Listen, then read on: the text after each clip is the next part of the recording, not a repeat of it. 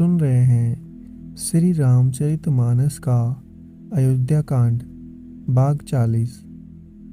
जिनकी गोद में हिमाचल सुता पार्वती जी, मस्तक पर गंगा जी और ललाट पर दित्य का चंद्रमा, कंठ में हलाहल विष और वक्ष स्थल पर सर्पराज शेषी सुशोभित है। वे भस्म से विभूषित देवताओं में श्रेष्ठ सर्वेश्वर, संहार करता, सर्वव्यापक, कल्याण रूप, चंद्रमा के समान शुभ्र वर्ण श्री शंकर जी सदा मेरी रक्षा करे। रघुकुल को आनंद देने वाले श्री राम जी के मुख अरविंद की जो शोभा राज्य अभिषेक से ना तो प्रसन्नता प्राप्त हुई और ना वनवास दुख से मलिन ही हुई, वह मेरे लिए सदा सुंदर मंगलों को देने वाली हो। नीले कमल के समान श्याम और कोमल जिनके अंग है, श्री सीता जी जिनके वाम भाग में विराजमान है और जिनके हाथों में क्रमशः अमोघ बाण और सुंदर धनुष है, उन रघुवंश के स्वामी श्री राम जी को मैं नमस्कार करता हूँ। श्री गुरु जी के चरण कमलों की रज से अपने मन रूपी दर्पण को साफ करके मैं श्री रघुनाथ जी के उस निर्मल यश का वर्णन करता हूँ जो चारों फलों को देने वाला है। जब से श्री राम जी विवाह करके घर आए, तब से नित्य नए मंगल हो रहे हैं और आनंद के बधावे बज रहे हैं। 14 लोकों में बड़ी भारी पर्वतों पर पुण्य रूपी मेघ सुख रूपी जल बरसा रहे हैं। ऋषि सिद्धि और संपत्ति रूपी सुहावनी नदियाँ उमड़ उमड़ कर अयोध्या रूपी समुद्र में आ मिली। नगर के स्त्री पुरुष अच्छी जाति के मणियों के समूह है, जो सब प्रकार से पवित्र, अमूल्य और सुंदर है। नगर का ऐश्वर्य कहा जा नहीं सकता। ऐसा जान पड़ता है मानो ब्रह्मा जी की कारीगरी बस इतनी ही है। सब नगर निवासी श्री राम जी के मुख को देखकर सब प्रकार से सुखी है।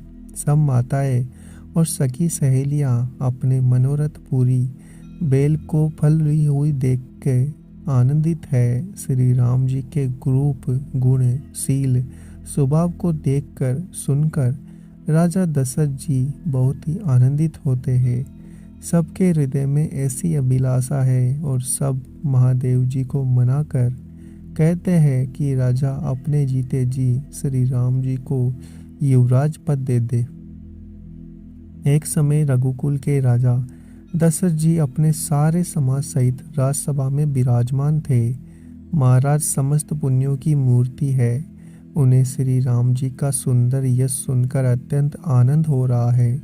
सब राजा उनकी कृपा चाहते हैं और लोकपाल गण उनके रुख को रखते हुए प्रीति करते हैं। पृथ्वी, आकाश, पाताल तीनों भुवनों में और भूत, भविष्य, वर्तमान तीनों कालों में दशरथ जी के समान बड़भागी और कोई नहीं है। मंगलों के मूल श्री राम जी जिनके पुत्र है, उनके लिए जो कुछ कहा जाए सब थोड़ा है। राजा ने स्वाभाविक ही हाथ में दर्पण ले लिया और उसमें अपना मुंह देखकर मुकुट को सीधा किया। देखा कि कानों के पास बाल सफेद हो गए हैं, मानो बुढ़ापा ऐसा उपदेश कर रहा है। हे राजन, श्री राम जी को युवराज पद देखकर अपने जीवन और जन्म का लाभ क्यों नहीं लेते। हृदय में यह विचार कर लाकर राजा दशरथ जी ने शुभ दिन और सुंदर समय पाकर प्रेम से पुलकित शरीर हो आनंद मग्न मन से उसे गुरु वशिष्ठ जी को जा सुनाया। राजा ने कहा, हे मुनिराज सुनिए, श्री रामचंद्र अब सब प्रकार से सब योग्य हो गए। सेवक, मंत्री, सब नगर निवासी और जो हमारे शत्रु, मित्र या उदासीन हैं, सभी को श्री रामचंद्र वैसे ही प्रिय है जैसे वे मुझको है। उनके रूप में आपका आशीर्वाद ही मानो शरीर धारण करके शोभित हो रहा है। हे स्वामी, सारे ब्राह्मण परिवार सहित आपके ही समान उन पर स्नेह करते हैं। जो लोग गुरु के चरणों की रज को मस्तक पर धारण करते हैं, वे मानो समस्त ऐश्वर्य को अपने वश में कर लेते हैं। इसका अनुभव मेरे समान दूसरे किसी ने नहीं किया। आपकी पवित्र चरण रज की पूजा करके मैंने सब कुछ पा लिया। अब मेरे मन में एक ही अभिलाषा है, हे नाथ, वह भी आप ही के अनुग्रह से पूरी होगी। राजा का सहज प्रेम देखकर मुनि ने प्रेम पूर्वक प्रसन्न होकर कहा, नरेश, आज्ञा दीजिए।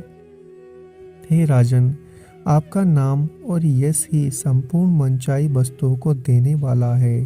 हे राजाओं के मुकुटमणि, आपके मन की अभिलाषा फल का अनुगमन करती है। अपने जी में गुरुजी को सब प्रकार से प्रसन्न जानकर हर्षित होकर राजा कोमल वाणी से बोले, हे नाथ, श्री रामचंद्र को युवराज कीजिए। कृपा करके कहिए तो तैयारी की जाए। मेरे जीते जी यह आनंद उत्सव हो जाए। सब लोग अपने नेत्रों का लाभ प्राप्त करें। प्रभु के प्रसाद से शिव जी ने सब कुछ निभा दिया। केवल यही एक लालसा मन में रह गई। फिर सोच नहीं, शरीर रहे या चला जाए, जिससे मुझे पीछे पछतावा ना हो। दशरथ जी के मंगल और आनंद के मूल सुंदर वचन सुनकर मुनि मन में बहुत प्रसन्न हुए। वशिष्ठ जी ने कहा, हे राजन, सुनिए, जिनसे विमुख होकर लोग पछताते हैं और जिनके भजन बिना जी की चलन नहीं की जाती, वही स्वामी श्री राम जी आपके पुत्र हुए हैं, जो पवित्र प्रेम के अनुगामी हैं। हे राजन, अब देर न कीजिए, शीघ्र सब सामान सजाइए। शुभ दिन और सुंदर मंगल तभी है जब श्री राम जी युवराज हो जाए। राजा आनंदित होकर महल में आए। उन्होंने सेवकों, मंत्री, सुमंत्र को बुलाया। उन लोगों ने जय जीव कहकर सिर नवाया। तब राजा ने सुंदर मंगलमय वचन सुनाए। यदि पंचों को यह मत अच्छा लगे तो हृदय में हर्षित होकर आप लोग श्री रामचंद्र का राज तिलक कीजिए। इस प्रिय वाणी को सुनते ही मंत्री ऐसे आनंदित हुए मानो उनके मनोरथ रूपी पौधे पर पानी पड़ गया हो। मंत्री हाथ जोड़कर विनती करते हैं, हे जगतपति, आप करोड़ों वर्ष जिए।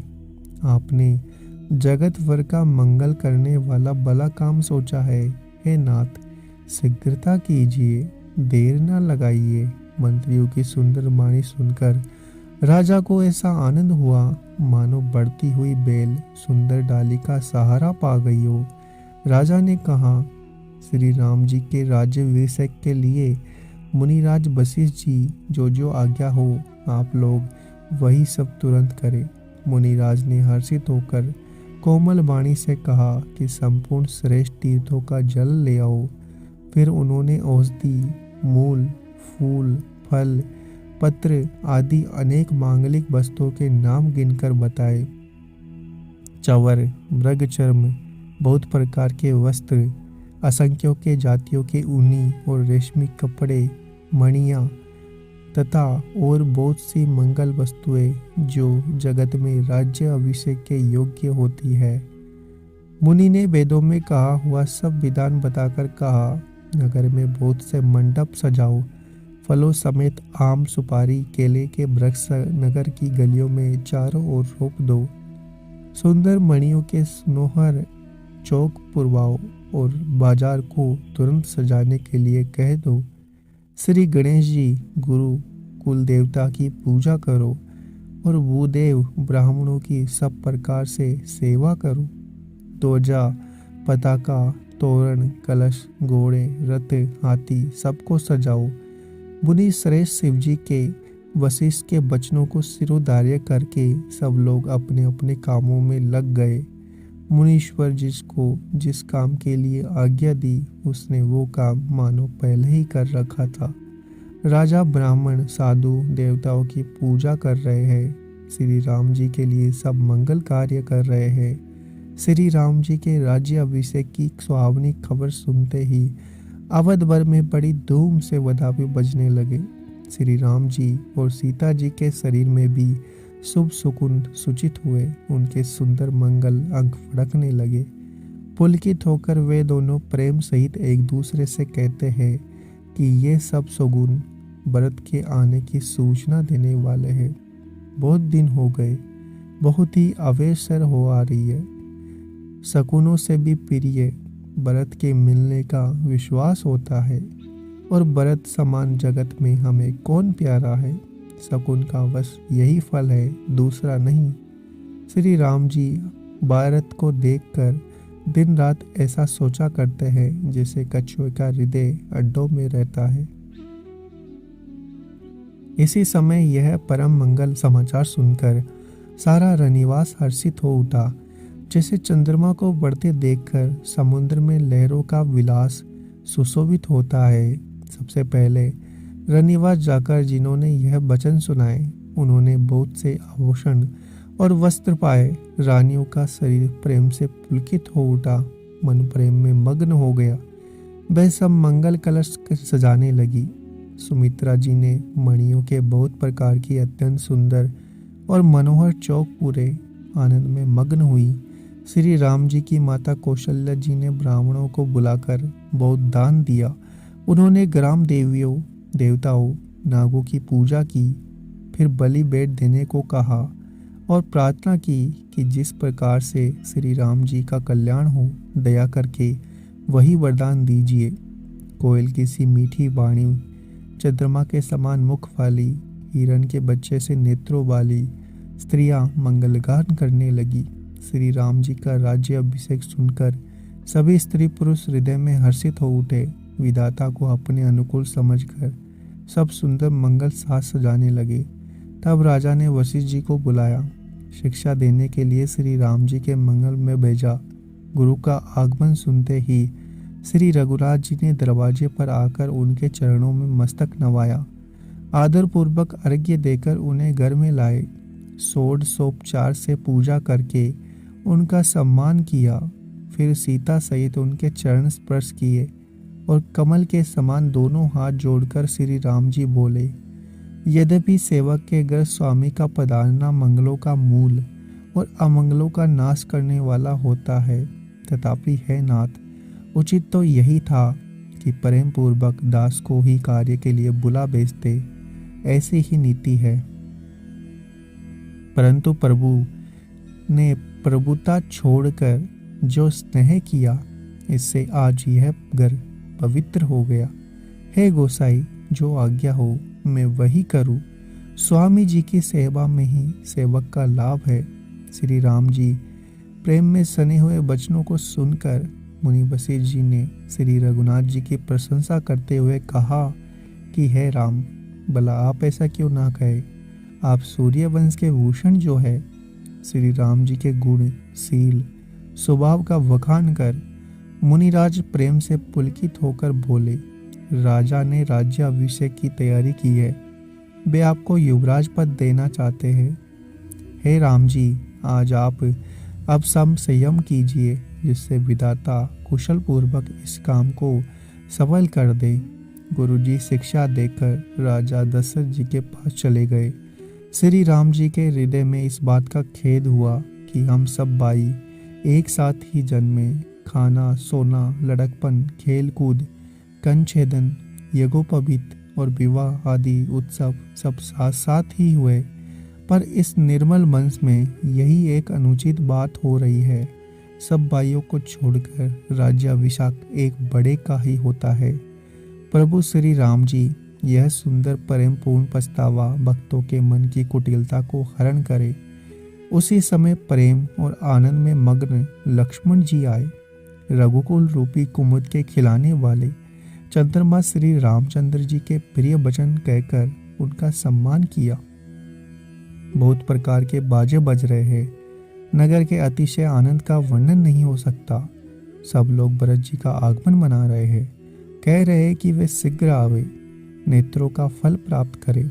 बाजार, रास्ते, घर, गली, चबूतरों पर जहाँ तहाँ पुरुष और स्त्री आपस में यही कहते हैं कि कल वह शुभ लग्न कितने समय है जब विधाता हमारी अभिलाषा पूरी करेंगे, जब सीता जी सहित श्री राम जी सुवर्ण के सिंहासन पर विराजेंगे और हमारा मन चित्ता होगा। इधर तो सब यह कह रहे हैं कि कल कब होगा। उधर कुचक्कर की देवता विघ्न मना रहे हैं।